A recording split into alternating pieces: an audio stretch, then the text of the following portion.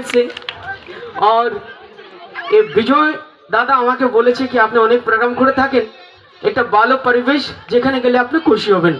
সত্যি তাই, যখন থেকে এসেছি অমিত সিং আমাদের এনারা এত রিসেপশন করেছে, আতিথ্যতা করেছে, আমরা খুশি হয়ে গেলাম। আর আমি মনে মনে ভাবলাম কি বাত, কলকাতা থেকে এত ডিস্টেন্স, এখানে মানুষকে এত সম্মান করে ভালোবাসে। আমি যদি এই সংগঠন এই পূজা কমিটির একটা ছোট্ট সদস্য হতে পারতাম, নিজেকে খুব ধন্য বলে মনে করতাম। ওর আমি জানি কোনো সংগঠনের সদস্য হতে গেলে এন্ট্রি ফি দিয়ে ওনার সংগঠনের খাতায় নিজের নাম এন্ট্রি করতে হয়।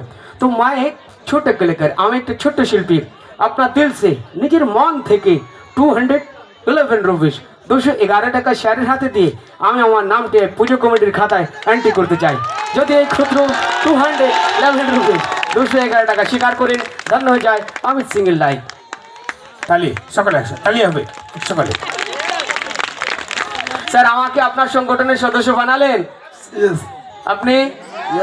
আপনি এইবার জনতা জনার্দন, যদি আপনাদের দিলে মনের খাতায় অমিত সিং নাম এন্ট্রি হয়, যদি আজ থেকে আমাকে নিজের ভাই বন্ধু সন্তান হিসেবে গ্রহণ করেন, তাহলে একবার জোরদার তালি দিয়ে আশীর্বাদ হয়ে যায়। এইবার বলুন কি টাইপ প্রোগ্রাম চাই? বাংলা, হিন্দি, উড়িয়া, ভোজপুরি, পাঞ্জাবি, তামিল, হরিয়ানার গান, রাজস্থানি গান হবে? না আমার গুরুজি শুধু মা করে গেছে, আমি শুধু মায়ের গান গেয়ে যাবো 2 ঘন্টা? কোনটা হবে? সব রকম গান হবে দেখি। স্যার কি বলছেন? সব রকম গান? সব রকম। আপনি? উড়িয়া আপনি? সব রকমই গান করবেন, সবাইয়ের মন জয় করবেন। আচ্ছা, সবাইয়ের মন জয় করবো, ঠিক আছে। এইবার বলি, আমি যে ছোট্ট বাচ্চাদের জন্য এই চকলেট উপহার নিয়েছি, এই চকলেট কি সবার পছন্দ?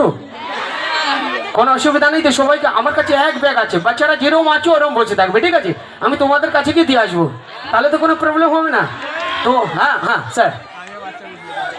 স্যার সীতারামপুর আমরা সবাই কি